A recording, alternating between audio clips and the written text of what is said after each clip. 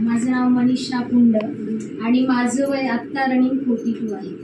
आणि माझं वय जेव्हा म्हणजे 40शी ओलांडल्यानंतर मी एका शिबिरात आमच्या शेजारीच असं शिबिर होतं आणि तिथे मी BP चेक केला तर माझा 40च्या पुढे आला, 140च्या पुढे.